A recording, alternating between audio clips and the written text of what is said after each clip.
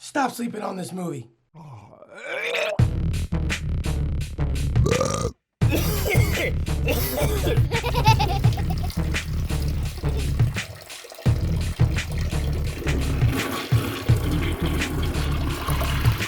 watching Bootleg Theater. Today I'm reviewing a much less talked about and insanely slept on 80s adventure, Innerspace. What an underrated film. Wild adventure, hilarious comedy, unique cast, solid practical effects, and action-packed. We simply do not get these types of movies anymore. Innerspace is directed by Joe Dante, and it sure has his touch. If you've seen Gremlins, The Burbs, Explorers, and/or Small Soldiers, you know what I'm talking about. This film stars prime Dennis Quaid as an expendable fighter pilot with a drinking problem, Meg Ryan, pre-facial massacre, as his on-again, off-again journalist girlfriend, and Martin Short at his absolute best as a lonely, anxiety-ridden grocery store manager. Hey, that's kind of pricey for shampoo, ain't it? Oh no. I don't carry that kind of cash around with me. No. Jack, get a hold of yourself, Jack. I need some aspirin. What? Please, I'm begging you for some aspirin! Get your hands off my Jack. Oh, hi! I'm not buying that aspirin now! You're coming apart at the seams, Jack.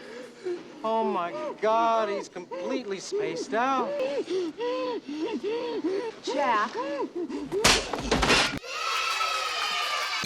Tug Pendleton, played by Dennis Quaid, is chosen to participate in a risky medical experiment involving nanotechnology because he's a talented fighter pilot with a drinking problem, making him low risk for the project. As an expendable asset, he's going to pilot a vessel that will then be shrank down and injected into a lab rabbit for testing. But when the test is interrupted by players on the black market, Tug ends up inside Jack Putter, played by Martin Short, giving us a story where two men of the opposite spectrum have to learn from each other in order to survive.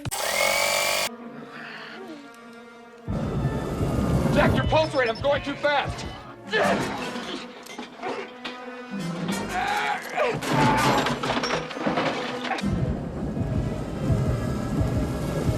Jack, bring your knee up right now. Kick him to a count. Now, hit him. Run!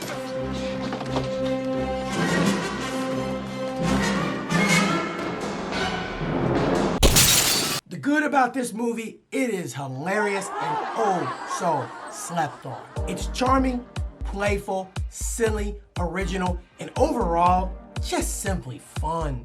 A standalone adventure not based on some video game or some book or some comic, and it doesn't really sequel bait or franchise bait. Sorta. Martin Short shines as nervous wreck Jack Putter. He steals many scenes with his brand of humor, employing slapstick, physical comedy, line delivery, and comedic timing and improv. And I say, oh, is that right? And she says, will you take this instead?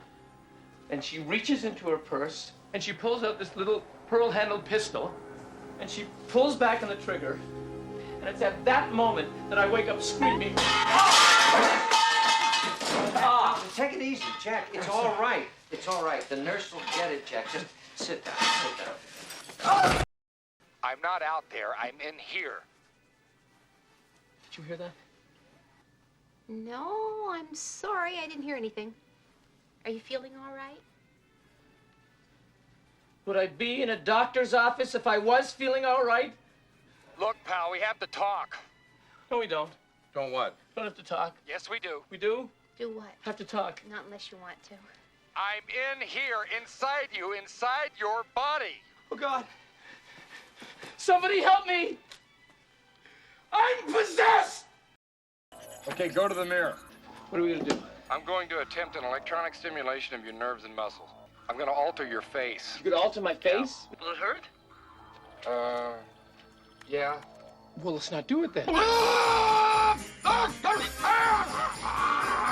What are you doing in there, Jack? Quaid is very sincere and charming here, providing the character with a real-world discount Han Solo soul. And lastly, Meg Ryan plays a flawed but brave woman without feeling agenda-heavy. It's rare today when we get to see a female character not be mysteriously strong while also being simultaneously flawless. And to be honest, the best star of the movie is the practical effects. The internal body imagery is simply amazing and holds up to this day.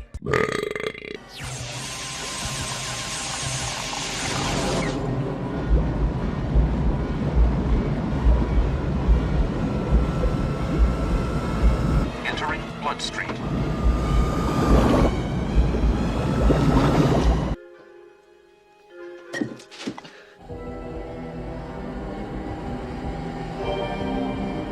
Deploying optic remote.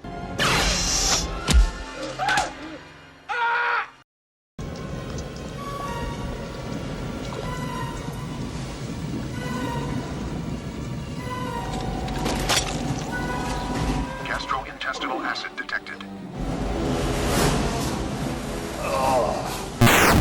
The stunt work here, very strong, with Martin Short going out of his way to face the camera and say, yeah, that was me. Where's my car? It's Lydia! We're gonna jump in the car, Jack. Wait!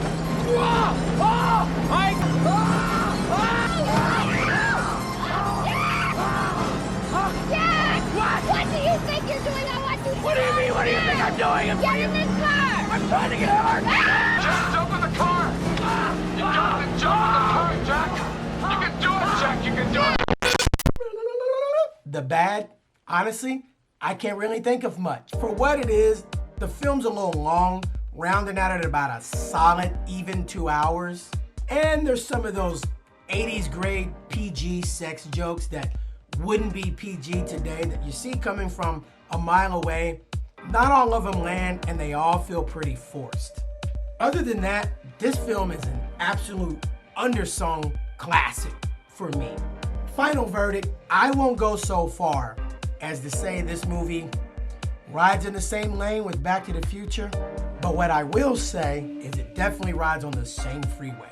But no one ever talks about it. I miss these types of movies so much, where it doesn't require watching 20 other films to get it. There's not a huge investment. It's just here to entertain. A film that doesn't try to please a group, isn't trying to be non-offensive and too safe or just check a list. There's just good old-fashioned comedy that doesn't rely on vulgarity or irreverence to shock you into laughing. Not every joke lands, and some of the sexual body humor can feel forced, but you'll laugh the entire movie. The characters all mean something, even the side characters belong no matter how small. Innerspace is a great time, and it is my highest recommendation of a hidden or forgotten gem. That is my review of Innerspace. The channel is Phil For Real. The show is Bootleg Theater. Thank you so much for taking the time to watch. I will see you next time with another hidden gem or...